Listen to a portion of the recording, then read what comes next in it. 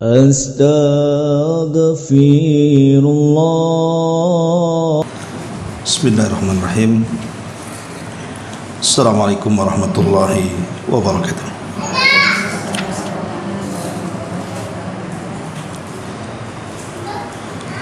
Bihamdillahi wassalatu wassalamu ala rasulillah wa ala alihi wa sahbihi wa mawalah wa la hawla wa la quwata illa billahi wa ba'd. Alhamdulillah, segala puja dan puji hanya milik Allah Jalla fi'ula. Salawat dan juga salam kita hadiahkan kepada Rasul kita Nabi besar Muhammad sallallahu alaihi wa ala alihi wasallam.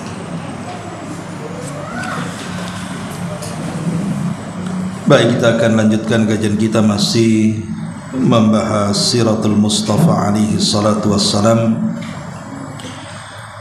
dan masih bicara seputar perang Uhud, perang Badar. Sudah beberapa pertemuan ke belakang kita sudah menjelaskan tentang banyak peristiwa di perang Badar,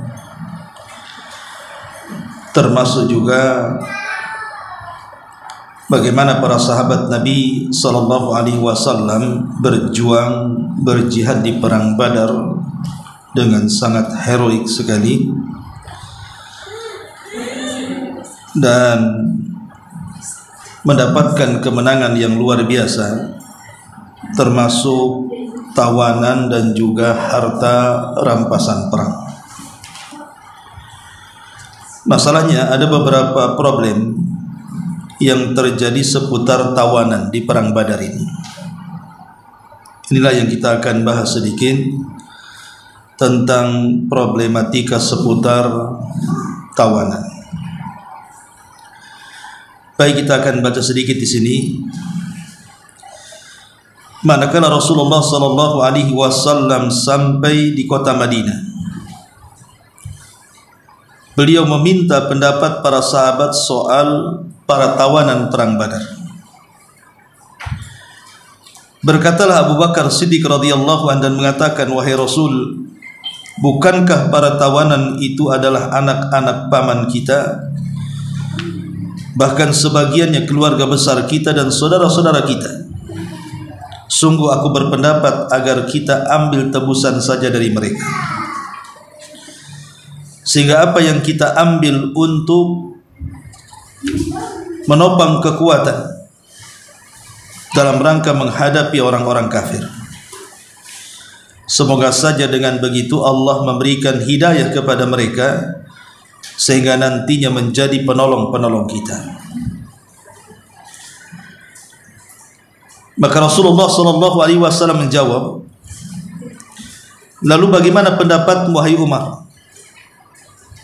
Itu tadi pendapat Abu Bakar. Maka Umar menjawab, menurutku demi Allah, aku tidak sependapat dengan Abu Bakar. Akan tetapi menurutku, engkau berikan mandat kepadaku atas fulan, seorang kerabat Umar, maksudnya biar aku penggal batang lehernya. Dan engkau berikan mandat kepada Ali atas Aqil bin Talib bin Abi Talib agar dia memenggal lehernya juga.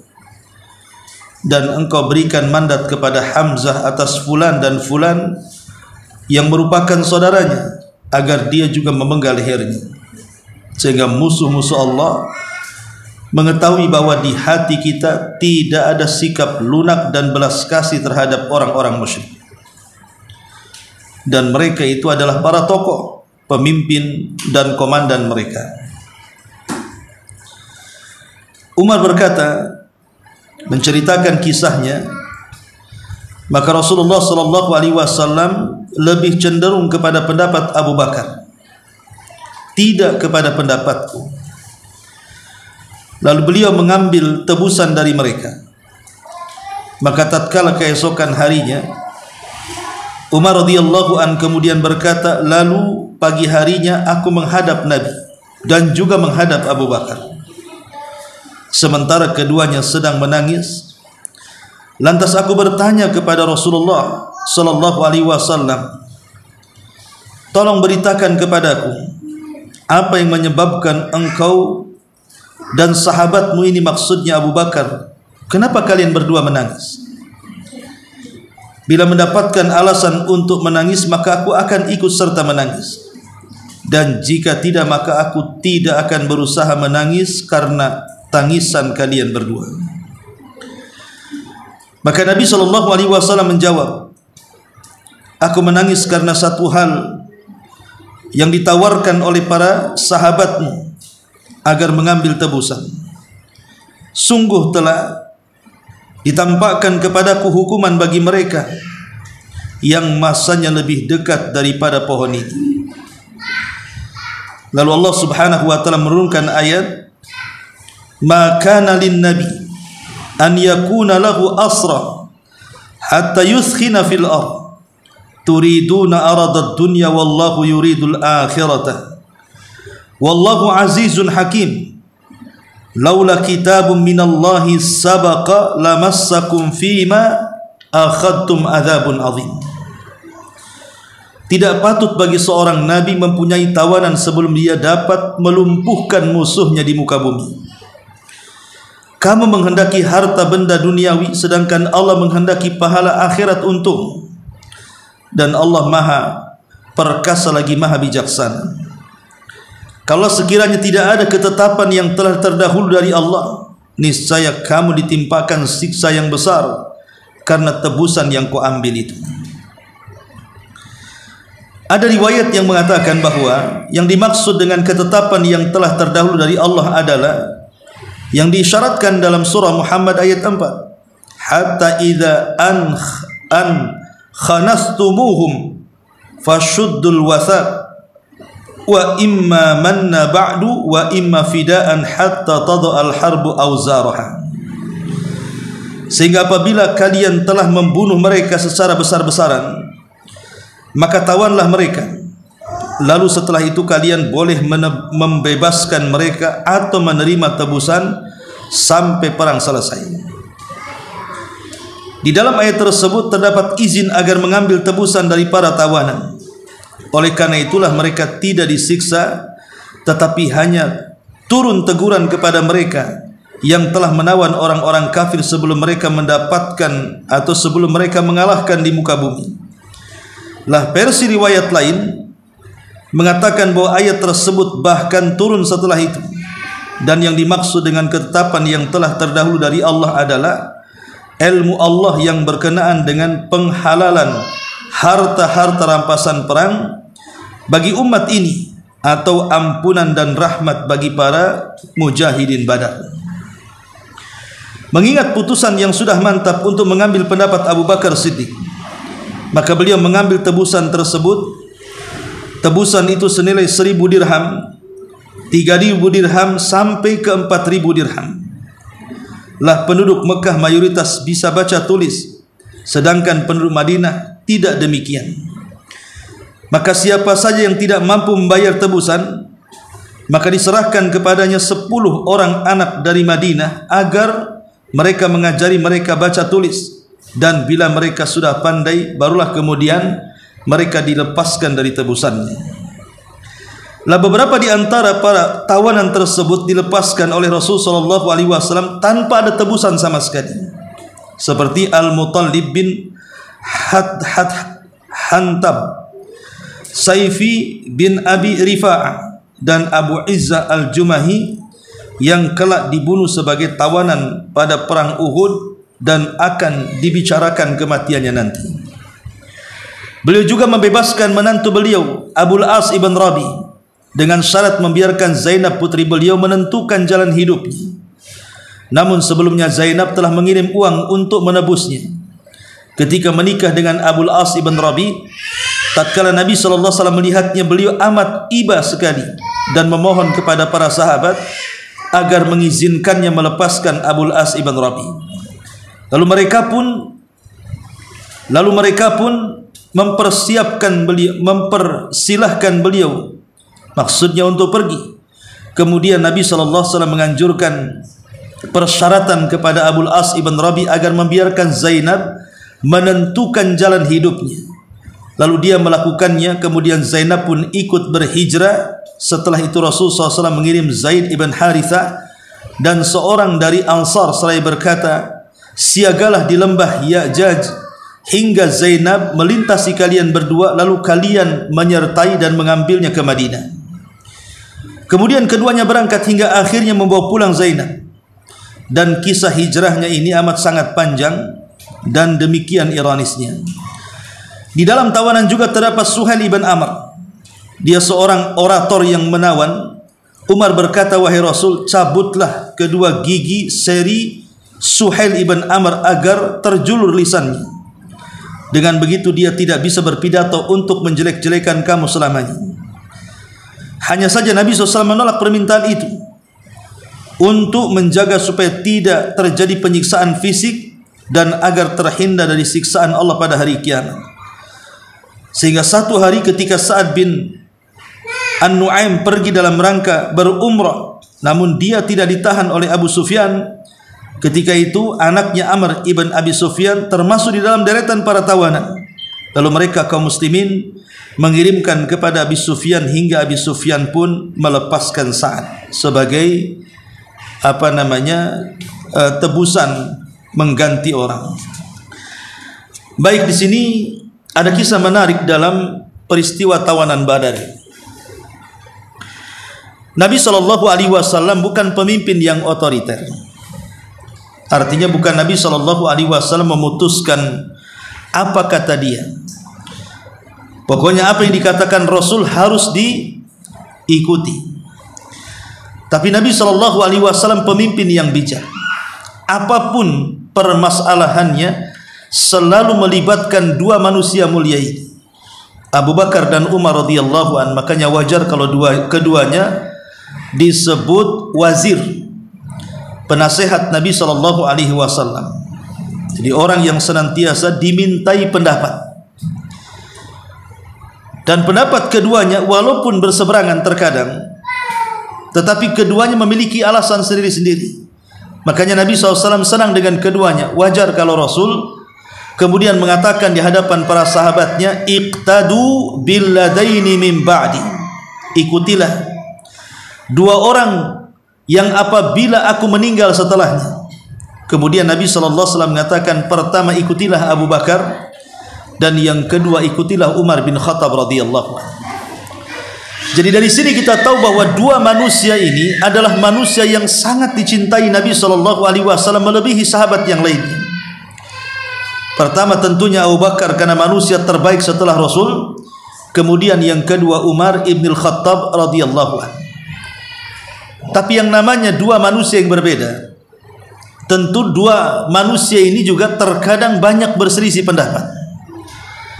Bahkan ada satu peristiwa ketika Nabi SAW memerintahkan Abu Bakar untuk mengirim seseorang menyambut delegasi.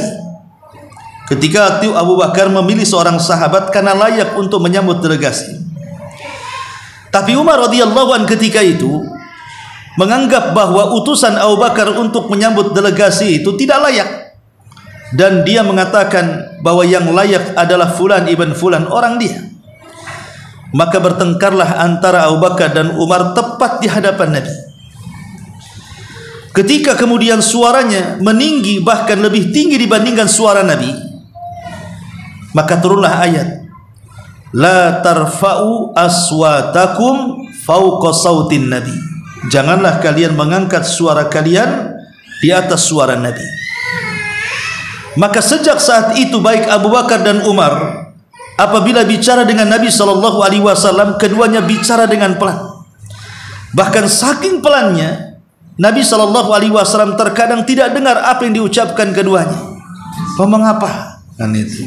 Saking takutnya mereka mengangkat suara, kan gitu. Jadi pelan betul sampai Rasul itu mendekatkan telinganya, kalian ini ngomong apa, kan? Lihat bagaimana ketakutannya kedua sahabat ini terhadap larangan yang turun kepada siapapun yang mengangkat suara mereka di atas suara Nabi SAW, dan itu menunjukkan kepatuhan Nabi. ketundukan Abu Bakar dan Umar kepada Nabi sallallahu alaihi wasallam. Lah termasuk juga perbedaan pendapat ini dalam urusan tawanan di sini. Jadi Abu Bakar dan Umar ketika itu berselisih pendapat.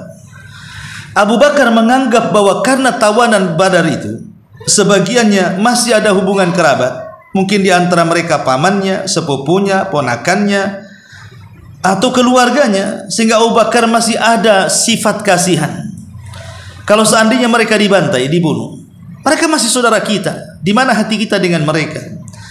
Walaupun mereka sudah memerangi Nabi sallallahu alaihi wasallam, tapi tetap saja kalaupun sekarang mereka lepas dari hukuman mati, bukan berarti lepas dari hukuman hidup. Sehingga Abu Bakar Siddiq radhiyallahu an ingin memberikan hukuman hidup dengan cara apa? Ditebus, dan uang tebusannya bisa juga untuk mendanai perang dan menguatkan pasukan kaum muslimin untuk menyerang orang-orang kafir. Alasannya masuk di akal. Pertama, mereka keluarga, tapi bukan berarti lepas hukuman mati, lepas hukuman hidup. Makanya kemudian Abu Bakar, tebus saja wahai Rasul. Dengan cara apa? Satu orang ditebus dengan 1.000, 2.000, 3.000 atau 4.000 dirham. Itu kan cukup besar uang untuk mendanai militer. Tetapi Umar radhiyallahu anhu mengatakan tidak demikian. Kita ini baru perang satu kali, musuh masih banyak. Kalau seandainya dibiarkan mereka dilepaskan, mereka akan bergabung dan menyerang lagi. Bagaimana kalau seandainya kita bantai saja orang-orang yang kira-kira keberadaan mereka itu sangat mempengaruhi pasukan musuh? Karena kan tidak semua dibantai. Dan kalau bisa supaya jadi pelajaran mereka, kata Umar, yang mengeksekusi adalah satu dari kerabat mereka. Seperti saya, ada kerabat saya surang ajar, saya yang eksekusi dia. Ali, kalau dalam kerabatmu ada yang kurang ajar, kau yang eksekusi.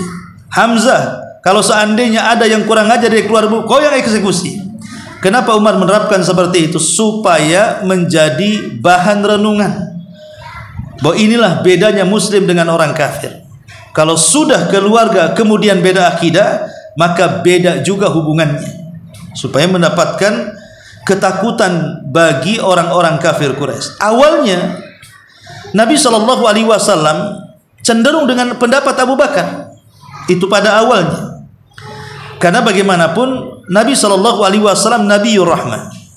Dia adalah Nabi yang diutus oleh Allah kepada manusia itu sebagai Nabi pembawa rahmat. Wa ma arsalnaka illa rahmatan lil alamin. Tidaklah kami utus engkau wahai Muhammad melainkan dalam rangka menebar rahmat. Sehingga sifat Nabi SAW yang penuh dengan rahmat, melihat pendapat Abu Bakar Siddiq radhiyallahu anhu tentu sangat cenderung. Karena Rasulullah SAW tidak mau membunuh. Tetapi sebenarnya Allah Subhanahu wa taala justru menurunkan ayat menegur Rasul dan justru menguatkan pendapat Umar. Jadi turun wahyu, malah wahyu itu bukan menguatkan pendapat Abu Bakar, malah menguatkan pendapat Umar. Alasannya karena musuh belum dibantai semuanya, artinya musuh masih banyak. Kenapa dilepaskan lagi? Mereka bisa kuat lagi. Makanya kemudian Allah Subhanahu wa taala menegur Nabi sallallahu alaihi wasallam dalam ayatnya, "Ma kana lin nabi an yakuna lahumul asra hatta yuskhina fil ardi." Allah Subhanahu wa taala mengatakan tidak layak bagi seorang nabi memiliki tawanan sebelum ia dapat melumpuhkan musuhnya di permukaan bumi. Sebelum betul-betul orang-orang Quraisy itu tunduk patuh kepada Islam, kembali kepada agama yang benar, menjauhi kesyirikan, menjauhi sesembahan berhala-berhala Lata, Uzza, Manat dan yang semacamnya, maka tidak layak bagi seorang nabi melindungi tawanan seperti itu. Hanya karena urusan dunia tebusan, tidak perlu. Ya. Karena kalau seandainya mereka kemudian dibunuh dan itu balasan daripada penentangan mereka kepada Nabi, kepada Allah dan Rasulnya, itu setimpal dan ini bisa melemahkan musuh. Makanya ketika kemudian turun ayat ini, Nabi SAW menangis. Dan sifat Abu Bakar itu, kalau Rasul SAW menangis, maka dia ikut menangis tanpa tahu kenapa alasan Rasul menangis. Itulah Abu Bakar Siddiq radhiyallahu anhu sifatnya. Rasul nangis, ikut nangis. Rasul tertawa, ikut tertawa. Rasul tersenyum, ikut tersenyum. Coba ibu kalau seperti itu, suami nangis, ikut nangis. Suami tersenyum, ikut senyum. Suami yang marah, ya jangan ikut marah kan. Jadi Abu Bakar itu memang setia betul sami'na wa ata'na. Apapun yang dikatakan Rasul itu memang diikuti. Wajar kalau seandainya dia disematkan pada namanya As-Siddiq. As-Siddiq, membenarkan apapun tanpa harus mengeluarkan akalnya untuk membantahnya. Jadi akal secerdas Abu Bakar Siddiq radhiyallahu an tunduk dengan kalam Allah dan kalam Nabi-Nya. Itulah sifat Abu Bakar Siddiq radhiyallahu an, mengikuti apapun yang diikuti, yang dikatakan, yang diucapkan, yang dilakukan Nabi sallallahu alaihi wasallam. Tentu berbeda kepala Umar, tentu akan berbeda dengan sikap Abu Bakar. Umar tidak sependapat. Harusnya ketika Nabi sallallahu alaihi wasallam menangis, kita harus bertanya kenapa dia menangis. Kalau memang masuk alasan, ikut nangis. Kalau tidak masuk alasan, ngapain pula ikut nangis, gitu maksudnya. Jadi Umar radhiyallahu anhu bertanya kepada Abu Bakar dan Umar, kenapa kalian menangis? Maka ini persis seperti peristiwa ketika kota Madinah terjadi kelaparan pacaklik hebat luar biasa, sehingga banyak orang yang mati kelaparan. Maka ketika itu Nabi SAW keluar bersama Abu Bakar dan Umar menuju rumah Abu Haytham ibn Tihan. Abu Haytham ibn Tihan ini berada di perbatasan kota Madinah. Ketika kemudian mendengar ada tamu mulia Nabi Abu Bakar dan juga Umar radhiyallahu an, Abu Haytham ibn Tihan ini menyediakan makanan yang lezat, kambing rebus, kurma dan juga air mineral.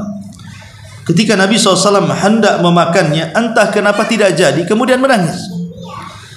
Melihat Nabi SAW tidak menyentuh makanan dan kemudian menangis, Abu Bakar ikut menangis tanpa tahu alasannya. Tapi Umar radhiyallahu mengatakan, ya Rasulullah, afi hadhil halati tabkun. Apakah dalam kondisi seperti ini engkau menangis? Makanlah, itu sudah ada makanan di sini. Maka Nabi SAW mengatakan, ya Umar, Allah menurunkan wahyu. Kemudian Rasulullah SAW membacakan alhaakumut takatsur hatta zurtumul maqabir sampai kepada ayat yauma idzin latus'alunna yauma idzin anin na'im. Semua yang ada di hidangan depan kita ini Umar, semua akan ditanya. Makanan yang kita makan akan ditanya, minuman yang kita teguk akan ditanya, kurma yang kita kunyah akan ditanya, semua akan ditanya. Makanya aku menangis. Ya. Dari sini kita tahu bahwa lihat Umar radhiyallahu anhu kan tidak sepakat dengan Abu Bakar. Kenapa dia menangis ketika Rasul menangis? Dia harus tanya dulu apa alasannya. Maka Nabi SAW di sini menyebutkan alasan kenapa kemudian dia dan Abu Bakar menangis. Kata Rasul, aku menangis karena satu hal yang ditawarkan oleh para sahabatmu, yaitu agar mengambil tebusan. Jadi sebagian besar sahabat meminta agar dibuat tebusan, sementara Allah meminta jangan dibuat tebusan tapi dibunuh. Jadi Rasul itu di antara dua perkara. Semua sahabat mayoritas memilih pendapat Abu Bakar karena di antara mereka saudara-saudaranya. Seolah-olah Rasul tidak tega. Apakah kemudian mereka harus dibantai di hadapan saudaranya? Pamannya dibantai, ininya dibantai. Iya betul mereka musuh Allah, tapi bagaimanapun itu saudaranya. Tapi putusan Allah berbeda.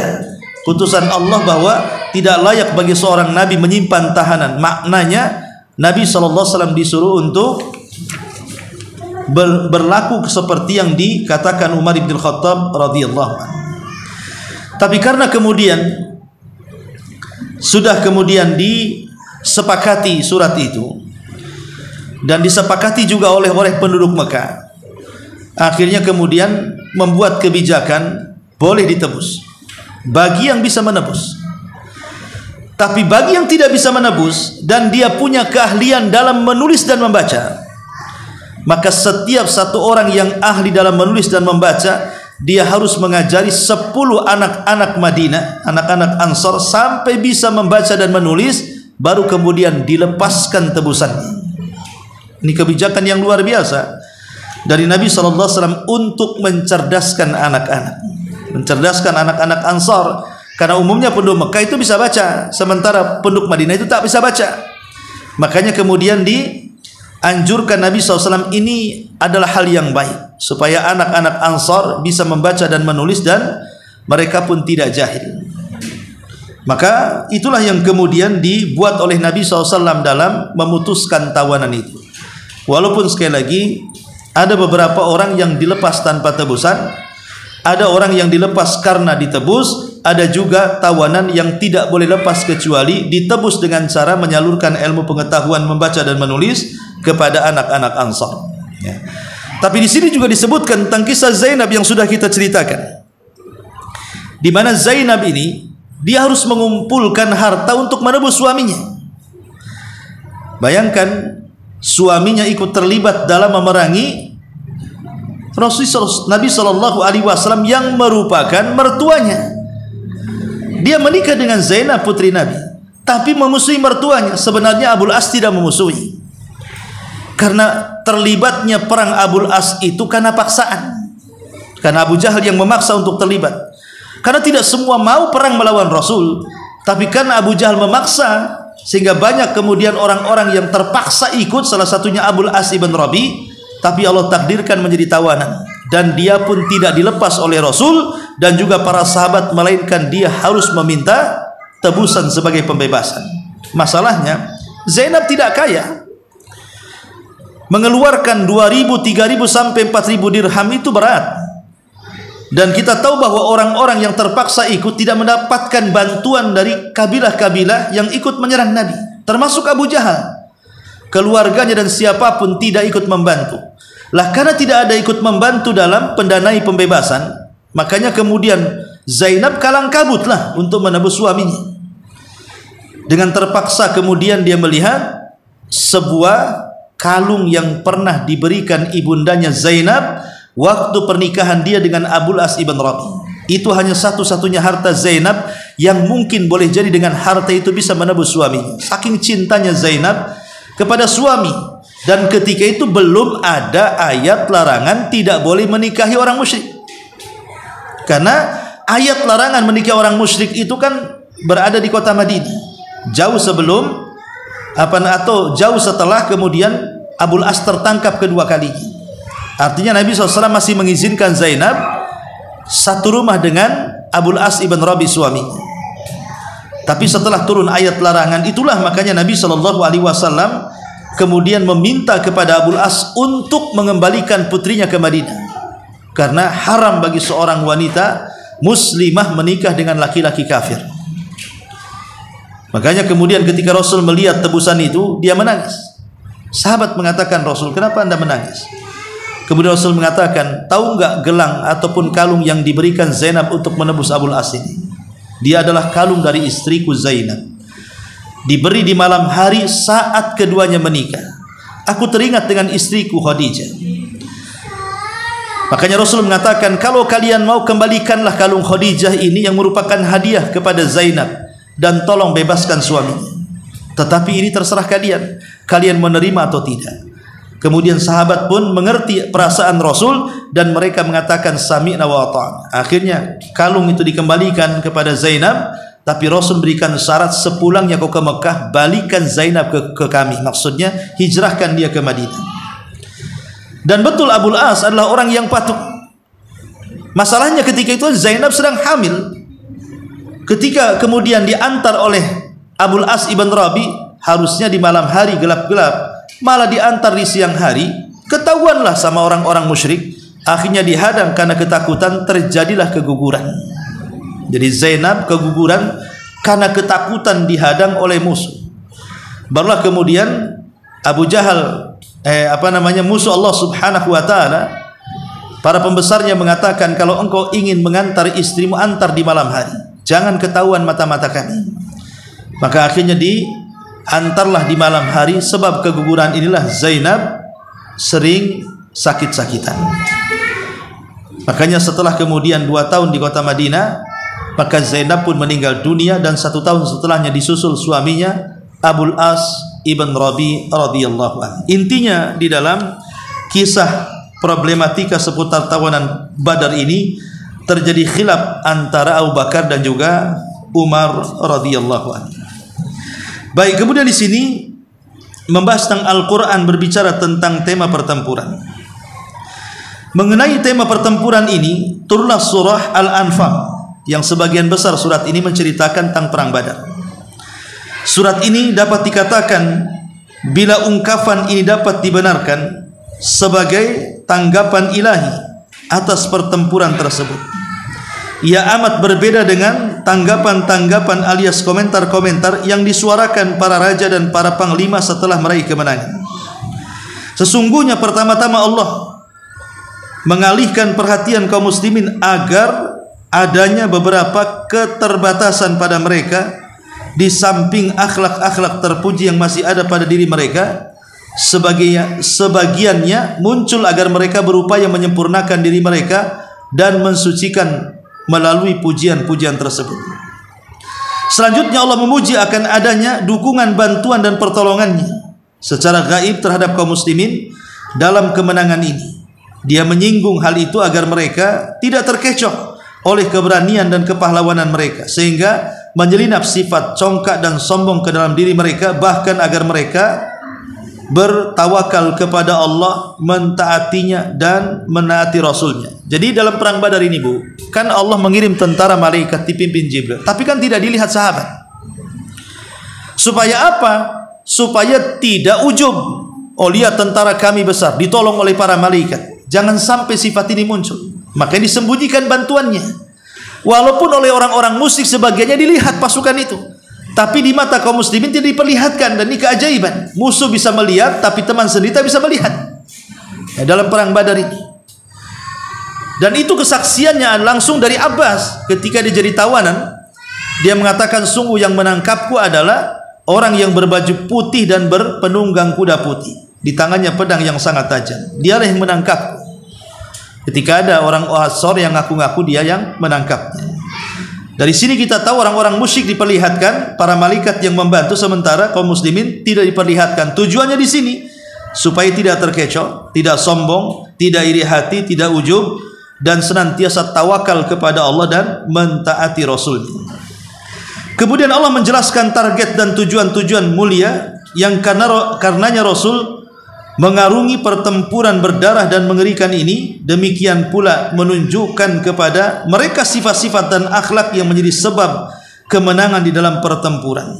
Jadi Nabi SAW ini kan pertempuran perdana yang sebelumnya belum pernah dilakukan Nabi SAW. Dengan terlibatnya langsung dalam peperangan Nabi SAW itu, nanti akan terlihat bagaimana akhlak beliau saat bertempur, akhlak beliau dengan tentara, akhlak beliau kepada musuh, akhlak beliau kepada tawanan, dan begitu seterusnya. Dan ini akan menjadi syariat bagi pertempuran-pertempuran kaum muslimin setelah kematiannya sampai hari ini, supaya ada bimbingan dari Rasul bahwa perang juga ada tuntunannya.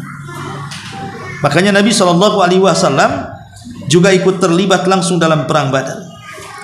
Kemudian demikian juga dia menyerukan orang-orang musyrik, kaum munafikin, kaum Yahudi dan para tawanan perang, serta memberikan nasihat yang demikian menyentuh hati dan membimbing mereka untuk berserah diri kepada kebenaran dan senantiasa berpegang kepadanya. Selanjutnya dia juga mengajak bicara kaum muslimin seputar tema harta rampasan, merancang bagi mereka beberapa prinsip dan dasar-dasar maslahat. Dan begitu seterusnya. Ini ringkasan daripada apa yang kita sudah jelaskan ketika kita menjelaskan perang Badar dari awal sampai akhir. Ya. Wallahu a'lam. Ini akhir daripada perang Badar, membicarakan soal tawanan dan juga harta rampasan perang. Dan ingat bahwa harta rampasan perang sebelum Nabi SAW, maksudnya nabi-nabi sebelumnya, itu mengharamkan untuk dimakan. Jadi kalau menang perang, maka harta rampasan perang itu dirampas dan diletakkan di atas bukit dan dibiarkan begitu saja. Tapi kemudian setelah Nabi SAW diutus, maka ada kekhususan. Kata Nabi SAW, aku diberikan 5 perkara yang tidak diberikan kepada nabi-nabi sebelumku. Salah satunya adalah wa uhillat liyal ghanaim, dihalalkan kepadaku untuk memanfaatkan harta rampasan perang, sehingga tidak dibuang, tidak disia-siakan, tapi diambil dan dimanfaatkan. Kalau itu dalam bentuk makanan ya dimakan, kalau itu dalam bentuk kuda ya dipakai, dalam bentuk tanah ya dimanfaatkan, dan begitu seterusnya. Wallahu alam. Ini akhir daripada pembahasan perang Badar. Adapun kemudian perang selanjutnya kita akan membahas minggu depan, karena perang Uhud juga juga banyak pembahasannya, banyak peristiwa-peristiwa yang perlu kita jelaskan nanti. Baik, sampai di sini. Sebelum saya tutup, silahkan kalau ingin bertanya.